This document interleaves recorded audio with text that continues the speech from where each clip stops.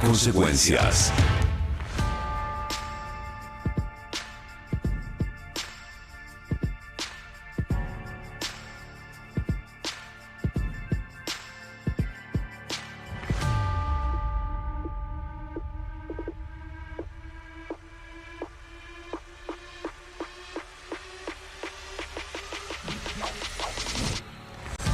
Bueno, ayer el gobierno dio el número de pobreza, dice que es del 28,2%, que es la más baja en 7 años, que sacó ya no sabemos cuántos millones de personas de la pobreza, mientras, ahora les voy a mostrar los datos, sube el desempleo, hay menos trabajo, cierran empresas, cae el consumo en los supermercados, no alcanza la guita, pero el gobierno te dice: hay menos pobreza. Ahora en un rato les voy a mostrar un montón de números al respecto.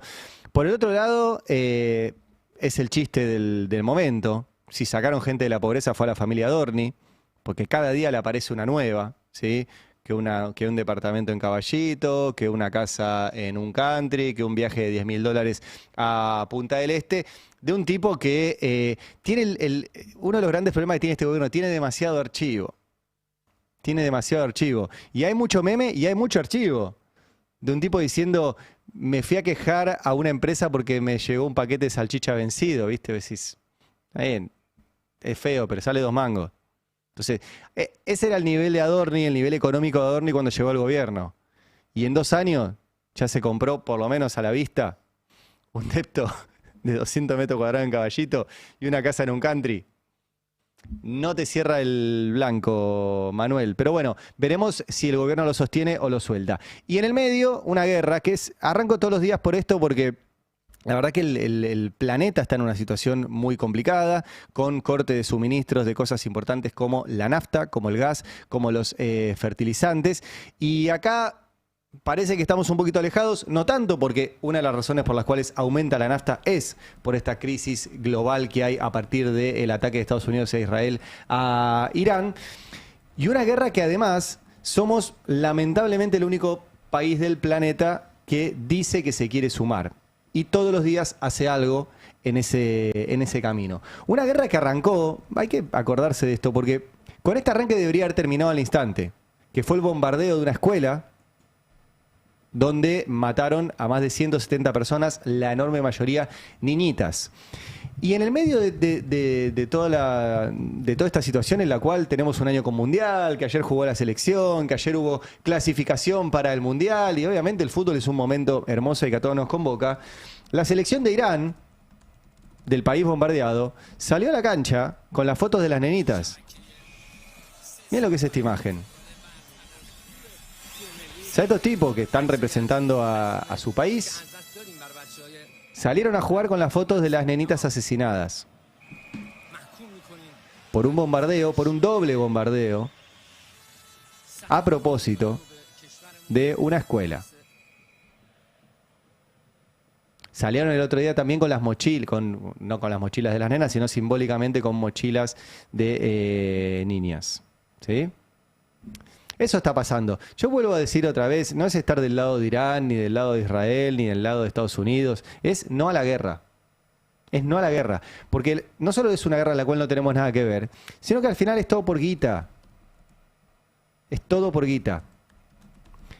Porque el estrecho de Hormuz, vuelvo a repetir, es un lugar clave para el comercio, pero sobre todo para el comercio de los países que están superando a Estados Unidos en importancia comercial, en importancia financiera, en importancia de transporte, en importancia geopolítica, encabezados por China. Entonces, Estados Unidos está armando todo este quilombo para complicar la provisión de petróleo de los países que dependían de ese estrecho de Hormuz. De hecho, ayer, en un posteo en X, Donald Trump vuelve a hablar de esto. Él dice a todos los países que no pueden conseguir combustible para aviones por culpa del estrecho de Hormuz, como el Reino Unido, que se negó a involucrarse en la decapitación de Irán. Fíjense que hasta el Reino Unido, que es en las últimas décadas casi el chirolita de Estados Unidos, o sea, pasó de ser la metrópoli a ser el que lo sigue a Estados Unidos en todas las barbaridades que hace, hasta el Reino Unido se negó a meterse en este quilombo. Y Trump ayer pone a todos los que quieran conseguir petróleo, combustible, por culpa del estrecho de Hormuz, como Reino Unido, que se negó a involucrarse, les tengo una sugerencia. Primero, compren a Estados Unidos. Ah, o sea que venía por ahí la cosa.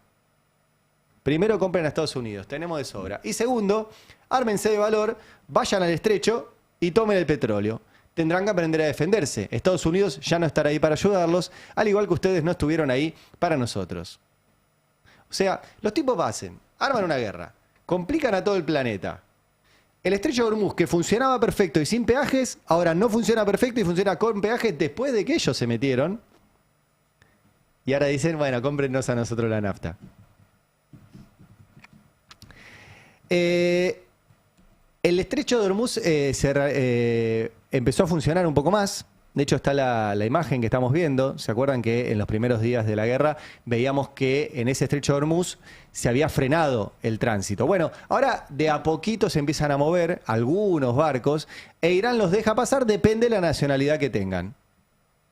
Y algunos, depende de la nacional, les cobra. ¿Y en qué les cobra? Les cobran yuanes. Les cobran la moneda china. Esa es la gran discusión en este momento.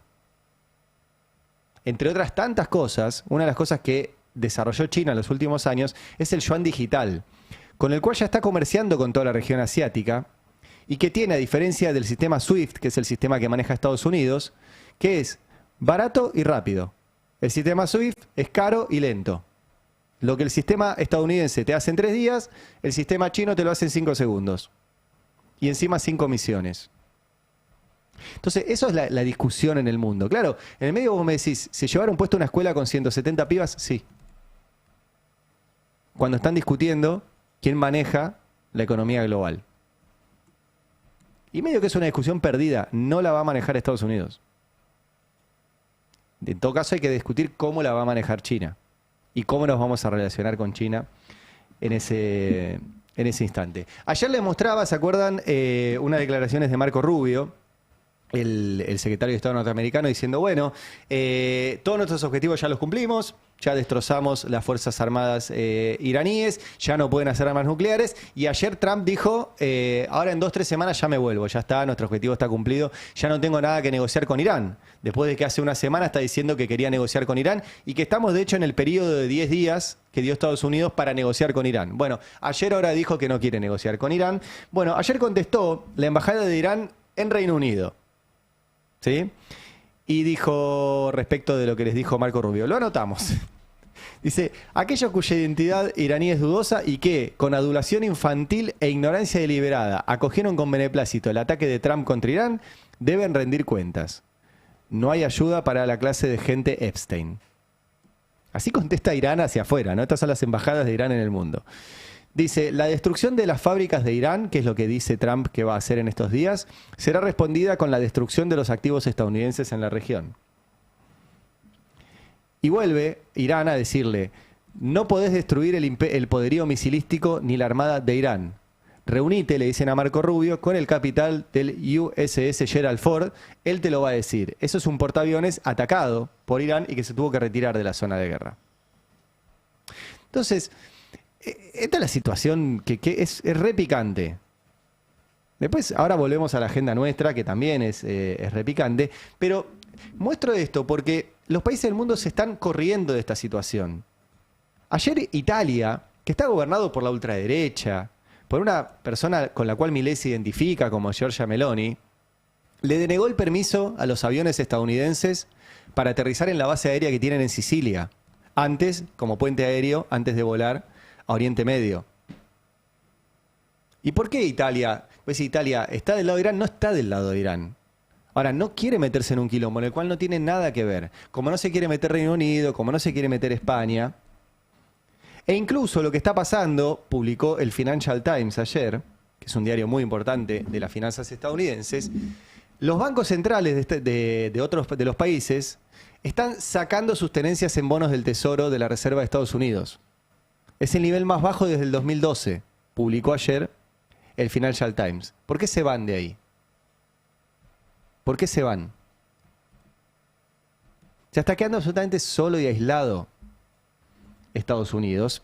Y también hay muchas sospechas, esto lo trajo hace unos días Fer Alonso y ayer me lo mandó Lichi y está bueno retomarlo. También hay muchas sospechas que no solo esto es por un negocio, por guita, por el conflicto con China, sino que encima están timbeando con la guerra.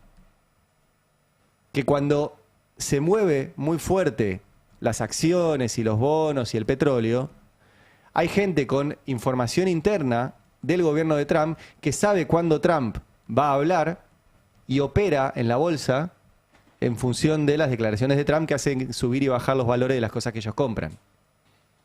Ayer salió un cómic representando esta situación, se los muestro, que es dice, el próximo gran anuncio de la guerra, y está la vocera de Donald Trump, y detrás están los tipos timbeando hoy lo haces con un celular la timba, ¿sí? Entonces, encima de todo hay eso. Encima de todo hay timba con la guerra. Muestro todo esto y ahora voy a la Argentina porque ayer una vez más, mientras todos los países del mundo dicen nosotros no tenemos nada que ver con esta guerra, condenamos esta guerra, no estamos del lado de Irán, no estamos del lado de Israel, de ningún lado, no queremos guerra. Ayer nuestro gobierno es el único que dice yo estoy de un lado. Y ayer dijo que van a declarar como terrorista al cuerpo de la Guardia Revolucionaria Islámica de Irán. Supuestamente, vuelve a decir Milei, porque está confirmado que Irán nos hizo 2 atentados. Y volvemos a decir que no está confirmado, lamentablemente. Que hay una pista que conduce a Irán, hay una pista que conduce a Siria, y después nunca se investigó. Y lo único que hicieron el fiscal Nisman y las autoridades judiciales argentinas fue agarrar documentos que le armaban el Mossad y la CIA, o sea, los servicios de inteligencia de otros países, copiarlos y pegarlos. Eso hicieron. Y esos documentos encima van cambiando de acuerdo a las relaciones de cada momento que tuvieran el Mossad y la CIA con Irán. Entonces no sabemos. Como no sabemos, y aún si supiéramos, tampoco tendríamos que estar metiéndonos en una guerra. Bueno, ayer, mientras todo el planeta dice y repite no a la guerra, Milei otra vez levanta la mano y dice yo voy a la guerra. Bueno, una vez más, espero que el Congreso argentino, que se está reuniendo para muchas cosas, diga taxativamente, no estamos en guerra, no lo estamos. Eso, ojalá que lo hagan. El otro capítulo de todo esto es Manuel Adorni, que está cada día más complicado. Vamos a ver un resumen de lo que sucedió en estas últimas horas con el caso del jefe de gabinete Manuel Adorni y sus múltiples propiedades. Un negocio inmobiliario. Digamos, ojalá uno pueda comprar, pueda conseguir vendedores de departamentos que te prestan la plata para comprarlo, ¿no? Qué flojo de papeles que está este muchacho, ¿no? No tenés calle, papi. ¿Vos no sabés que si vos andás provocando, alguien un día te va a poner? Es así, funciona así, es la regla de la vida. Si vos andás provocando, un día alguien te va a poner. Entonces, Adorni, te hiciste el canchero y te la están poniendo de adentro, amigo. Adorni cobra 7 millones de pesos, aumentó el sueldo en enero un 100%. Los docentes universitarios le están robando el 50% del salario. Se entiende que muchos de los docentes universitarios son parte de esos 100.000 nuevos conductores de Uber. Cuanto vos contás con los dedos de una mano cuánto asado comiste en los últimos 3 meses y del otro lado ves que se están subiendo aviones privados, que se están comprando casas en los country más chetos de la Argentina, que están usando las bandas militares para festejar cumpleaños, que están usando edificios públicos para hacer desfile de moda. Lo que está pasando es que se nos están cagando de risa y eso la gente hoy lo siente. Claro. Digo, ya que fue empleado mío, o por lo menos panelista, o columnista, o periodista, le digo, ¿qué haces, Babi? ¿Cómo te va? Hoy el presidente viajó. Bueno, al mes, digo, chicos, sáquenlo a Adorni con una confianza. Total. No, dice que no va a salir. Upa, qué raro es este chico. Y ahí me di cuenta que no servía. Estás 3 meses sin cobrar, después te pagan el retroactivo. Ahora hay que vivir esos 3 meses. A él le pasa. Y el tipo llega a Casa Rosada en subte. Entonces, hay un notable giro en su calidad de vida. Bueno, ese es un poco el resumen y como verán, es bastante homogénea la cobertura de que Adorni no tiene cómo explicar, porque le pasó de todo. Primero, vamos a reconstruir un poco, primero viaja a Nueva York Y de casualidad, un medio muy alineado con el gobierno, que es Radio High, publica las fotos de los tipos llegando a Nueva York y se lo ve a Adorni con la Germu. Y alguien identifica a la Germu, cosa que yo no sabía, tuve que salir a chequear si era la mujer. Después él comete la torpeza de salir y dar una nota, creo que era con Majul, ¿no? Y le dice, yo estoy acá deslomándome. Y decís, dale, hermano, te estás deslomando en Nueva York. Torpeza. Siguiente, empieza a circular lo del vuelo a Punta del Este. Y ahí Sebastián Lacunza publica que el tipo se gastó $10.000 por ir un par de días a Punta del Este en un avión privado. Después miente sobre el avión privado y dice lo pagué yo, cuando lo pagó su amigo Marcelo Grandío. Claro, después empezamos a conectar cosas. Grandío tiene contratos con la TV pública. Y después aparece el tema de sus propiedades. De un departamento en Caballito, donde no vivía y ahora lo tiene, y un departamento, y una casa, perdón, en un country, en Exaltación de la Cruz. Ayer hubo movilización a la puerta de ese country, con la consigna, cuanto más alto trepa el monito, así es la vida, el culo más se le ve, como cantó el Indio Solari. Mira qué lindo. Eso es en Exaltación de la Cruz. Y hubo también clases públicas en la puerta de su departamento en Caballito, porque además cometió la torpeza de mudarse a la vuelta de Puan, que es la Facultad de Filosofía y Letras, una histórica facultad muy combativa y muy politizada, que la vio y dijo, yo voy a dar clase a la puerta de Adorni. Lo cual está muy bien, sobre todo para recordar que a Adorni cuando fue a la universidad pública le fue muy mal, no podía casi aprobar materias y entonces se fue a buscar un título a otro lado. Hay también mucho meme en internet porque como el tipo estuvo mucho tiempo burlándose de todo el mundo, bueno, ahora todo el mundo se burla de él. Entonces este fue uno de mis preferidos, que lo publicó una cuenta que se llama El Capugio, que dice Adorni mostró la declaración jurada de un perro. Que me parece un gran resumen de todo esto, porque se acuerdan que Adorni, una de las barbaridades que hizo fue, para dar de baja pensiones por discapacidad, mostró una radiografía de un perro que supuestamente truchaba en una pensión de discapacidad mostrando una radiografía de un perro. Eso era falso. Nunca pasó. Pero lo hicieron y lo hicieron repetir por todo el coro de comunicadores oficiales que ahora le están soltando la mano. Entonces, ahora parece que en realidad lo que no era su declaración jurada, donde no está el departamento de Caballito, no está la casa en Exaltación de la Cruz y no le da el blanco para gastarse $10.000 en un jet privado para ir a Punta del Este con su familia.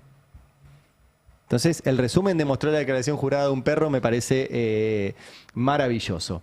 El gobierno está preocupado por esto y sobre todo uno de los escribas del gobierno, que es Alejandro Rosichner.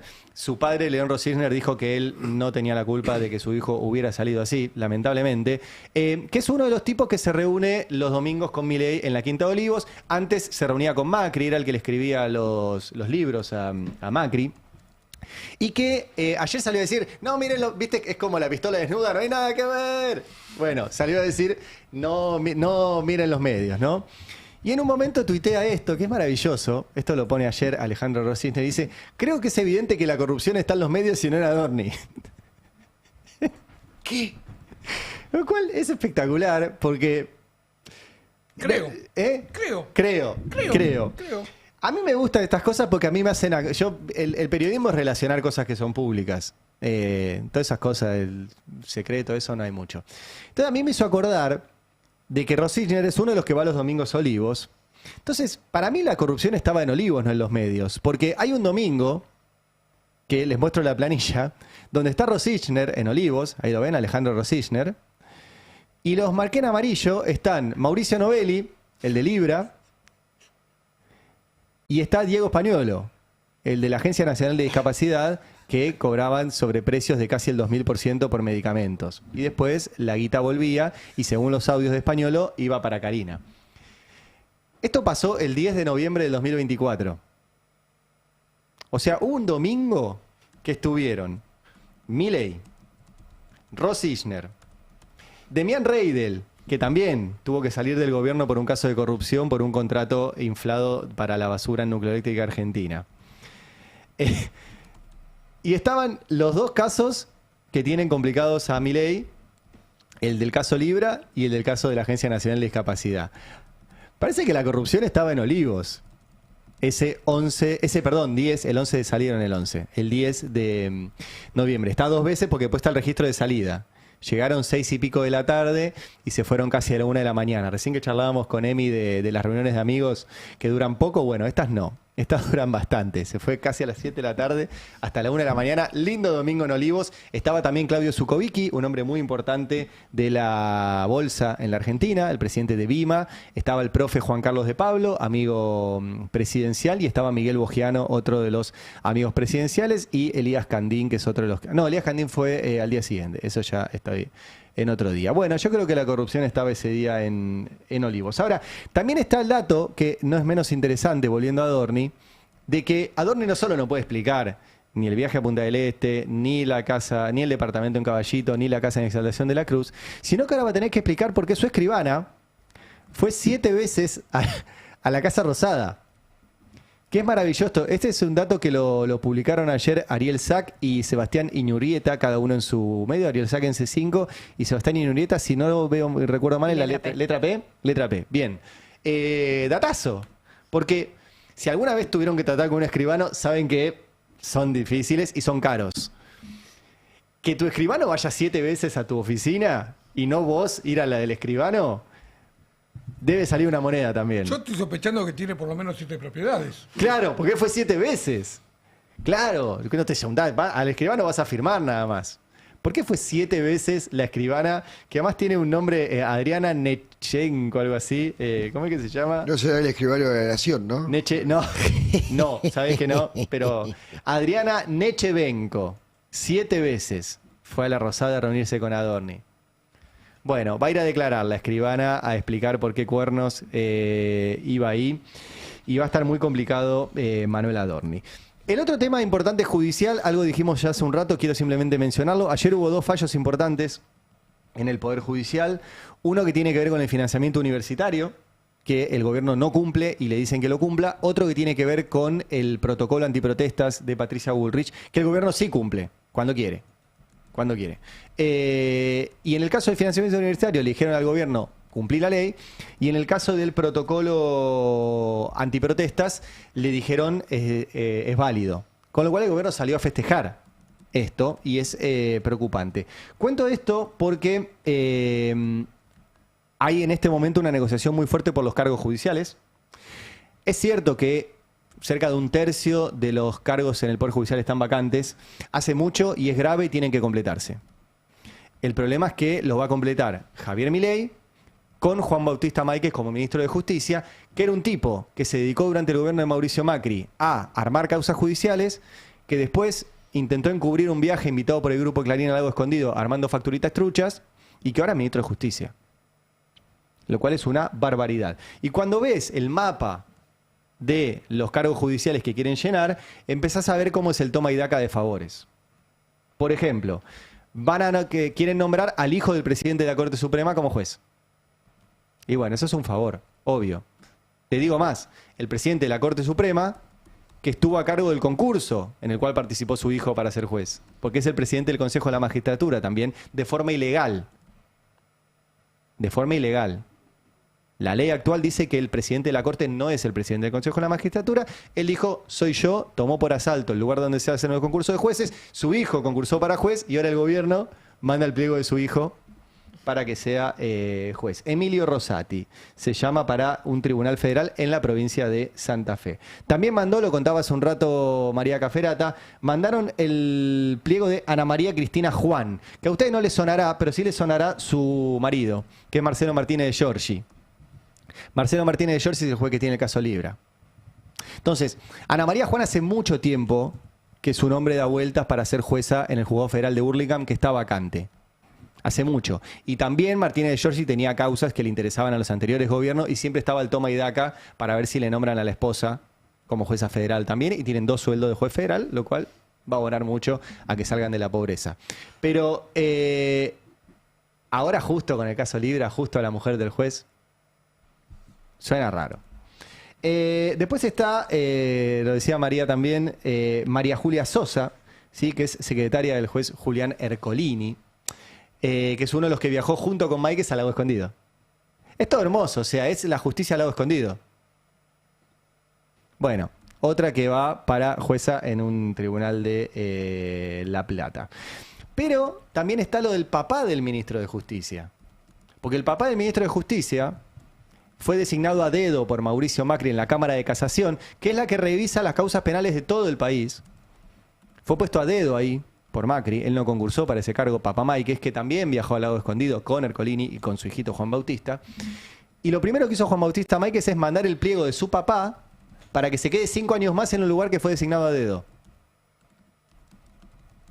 Porque cumple 75 años ahora y quieren que se quede 5 años más haciendo favores. ¿Qué favores? Bueno, Papá Máiquez fue el que puso en un voto, en una causa, que Irán es el responsable de los atentados a la AMIA.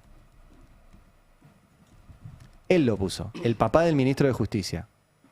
En una causa donde no se discutía eso, peor, en una causa donde se discutía el encubrimiento del atentado a la AMIA y donde dijo, fue Irán, y entonces tuvo que reducir las penas de todos los que desviaron la investigación por haber encubierto la pista siria. Ese señor, que es el papá del ministro de Justicia, quieren que se quede 5 años más en un cargo en el cual fue designado a dedo, para el cual nunca concursó. Y ayer, su hijito, Juan Bautista, fue a visitar a su papá, Carlos Coco Máiquez, a la Cámara de Casación. Se sacaron foto. Hijito fue a visitar a papá a la Cámara de Casación, donde estuvieron todos los jueces menos uno. Hay un juez que no participó de esta farsa, que es el juez Alejandro Slokar. Me animo a decir, el único juez digno de un lugar tan importante como la Cámara Federal de Casación Penal.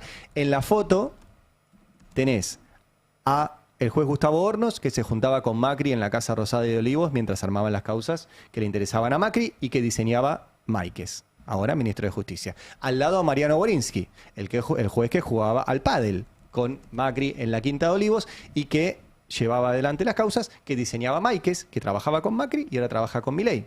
Tenés a Santiago Viola en la foto, que es el viceministro de Justicia, que es también el que armaba causas, en este caso con la CIDE, para inventar que Cristina se juntaba con el juez Casanelo en Olivos. Después tenés a todos jueces designados por Macri, a Petrone, a Barrotaveni, a todos jueces puestos por Macri también en la Cámara de Casación, y tenés a Papi Máiquez y a hijito Juan Bautista Máiquez en la foto del día de ayer. Es una vergüenza que estemos hablando así del Poder Judicial. Pero estos son los jueces, y son jueces muy importantes, muy importantes. Y ahora el gobierno va por la designación de muchos más. Está el caso YPF también. El gobierno está muy preocupado porque expusimos que Milei siempre quiso que ganaran los buitres. No solo quiso, quiere que ganen los buitres. Y cada vez que el gobierno en todos estos días dice expropiación ilegal y gracias a nuestro amigo Trump se logró esto, lo único que hace es darle la razón a los buitres. Está muy preocupado el gobierno por esto.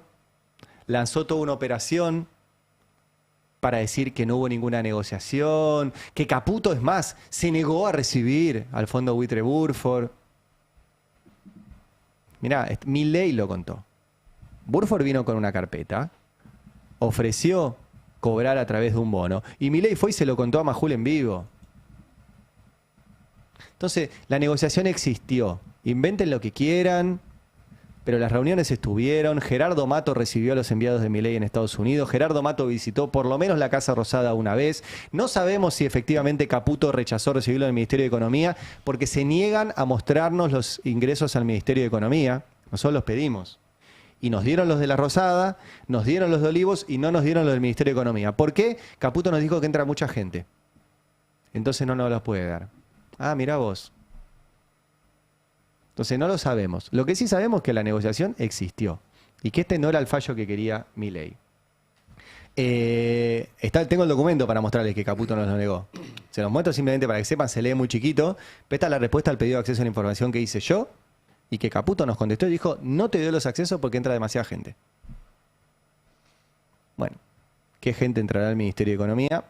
No lo sabemos. Ahora, ayer hubo un largo hilo de tweets de Axel Kicillof, que el gobierno no quiere decir lo que siempre pensó, porque es darle la razón a Kicillof. Y después de 15 años, quedó toda la vista. Publicó un largo hilo, se los voy a leer rápido, les recomiendo que lo vayan a ver, porque te muestra por qué además fue importante la reestatización de YPF. Primero, YPF privatizada, cómo caía la producción de petróleo. ¿Por qué caía? Porque no invertían. porque fugaban todo lo que sacaban.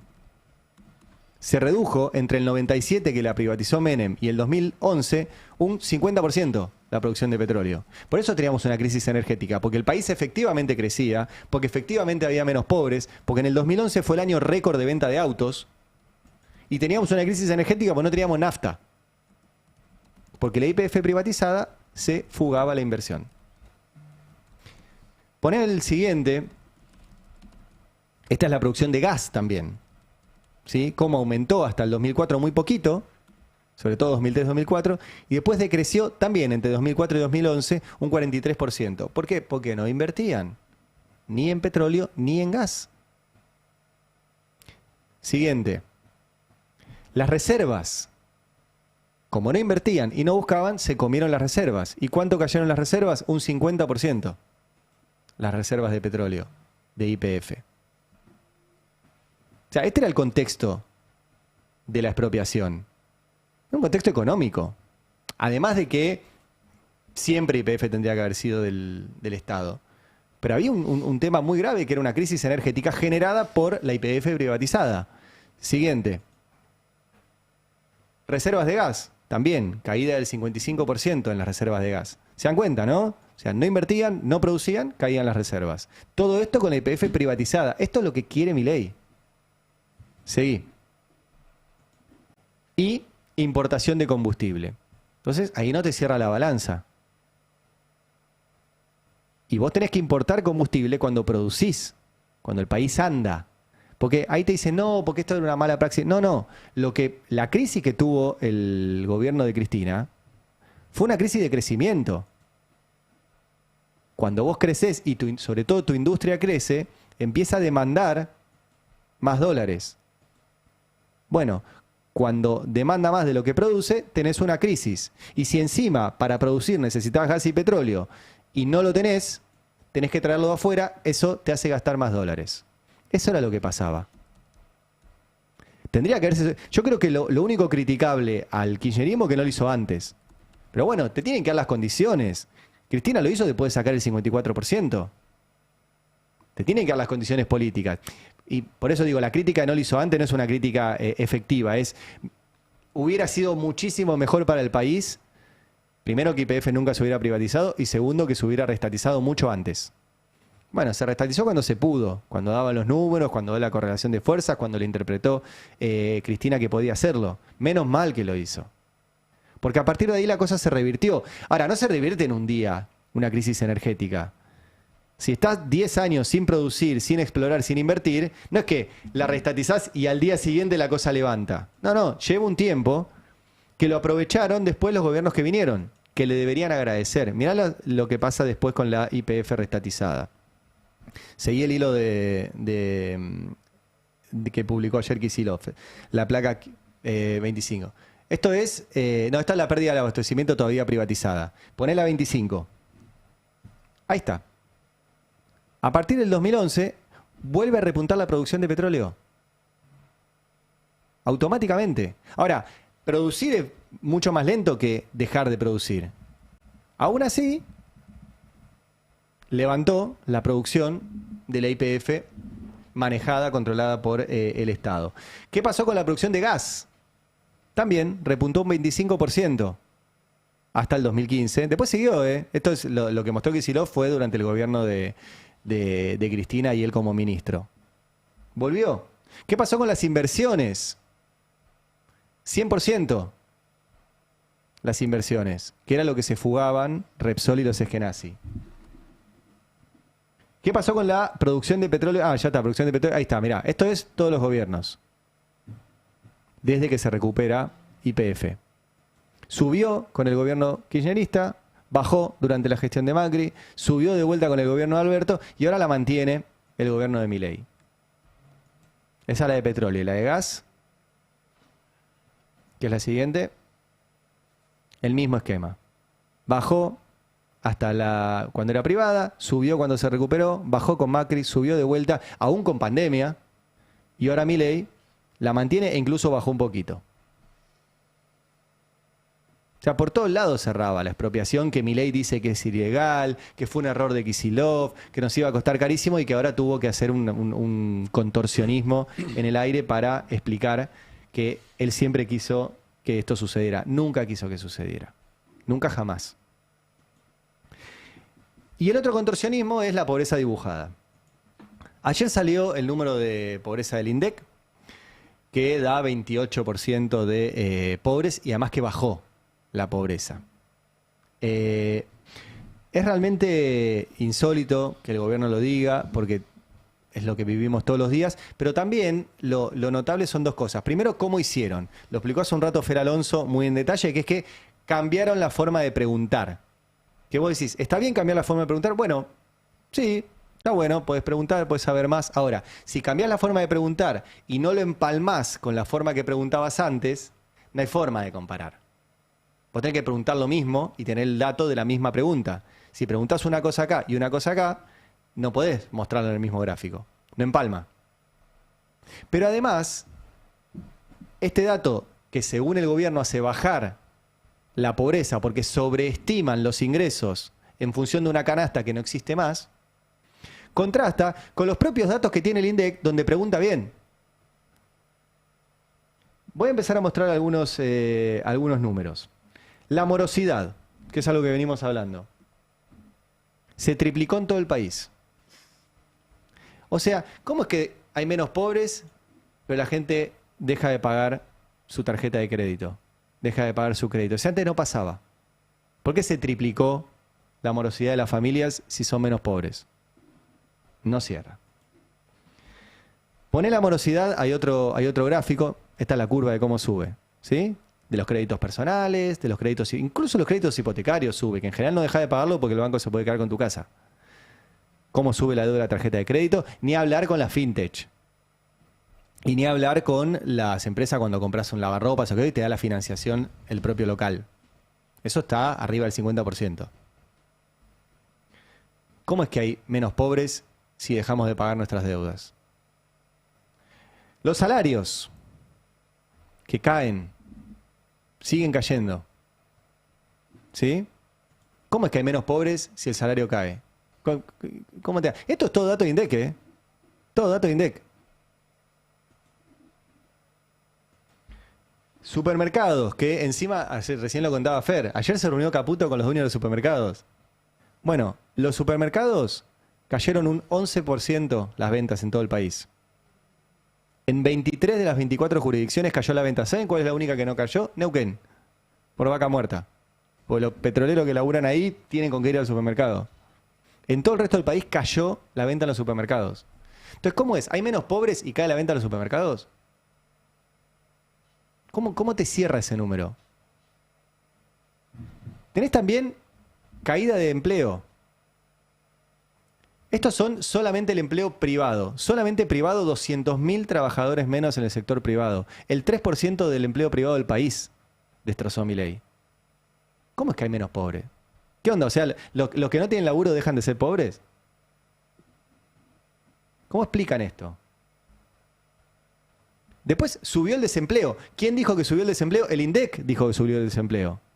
Cuando asumió Milei, en el cuarto trimestre del 2023 era del 5,7. En el 2024 era del 6,4. Ahora es del 7,5. ¿Me explicas cómo puedes subir el desempleo y bajar la pobreza en el mismo momento? En serio, ¿eh? No hay lógica que resista esto. Tenés también la baja del consumo de carne. ¿Cómo puede ser que seamos menos pobres y sea el peor consumo de carne de nuestra historia? O sea, antes había más pobres y consumían más carne. ¿Cómo es? No cierra. No cierra. Tenés también el total de trabajadores que se quedaron sin laburo, porque recién les mostré el de solo los privados. Acá este informe del CEPA, todos los números anteriores son del Instituto Argentina Grande, que procesa los números del INDEC. Este es del CEPA. Son 300.000 trabajadores registrados menos si juntás los privados y los públicos. ¿Cómo puede haber 300.000 trabajadores menos y menos pobres? Registrados, además. Registrados. ¿Cómo puede haber eso? ¿Y cómo puede caer el consumo en todas las ramas? Mirá este informe de Sentia, que habla del consumo en los supermercados. Caída contra el año pasado del 5,9%. Caída en los autoservicios, o sea, en el chino. Caída del 3,8%. Caída en las farmacias del 2,9%. Caída mes a mes de enero a febrero del e-commerce. Caída en todo, en los mayoristas. Caída en los mayoristas. Que es una caída muy importante, porque cuando cae el mayorista, es que en el almacén está cayendo fuerte y el almacén deja de comprar al mayorista. Explícame cómo baja la pobreza si cae el consumo en todas las ramas. En todas. Y explícame cómo cae la pobreza si la asignación universal por hijo y la tarjeta alimentar cada vez cubren menos de la canasta básica alimentaria. Este es un gráfico de la UCA que publicó Eugenia Rodríguez en el Destape. ¿Cómo cae la pobreza si aún lo poquito que el gobierno sostenía, que era la UH y la tarjeta alimentar, cada vez pueden comprar menos? ¿Cómo baja la pobreza si el salario mínimo es el peor en 30 años? Este es un gráfico de Cifra. El salario mínimo, el poder adquisitivo del salario mínimo, es el peor en 30 años, peor que durante los 90. ¿Cómo baja la pobreza con todos estos datos? Y agarré un par, agarré un par. Pero posta que es como este meme con el que cierro, que es que el único que salió de la pobreza es Adorni. Que era un tipo marginal del sistema de medios cuando asumió, y ahora de repente tiene casas, departamentos, viaja en aviones privados. Es el único. Posta que no hay forma de hacer esto. Pero bueno, la pobreza dibujada y la corrupción adornada. Les pido, ¿querés hacerlo? Vamos a hacerlo. A pedido de la producción,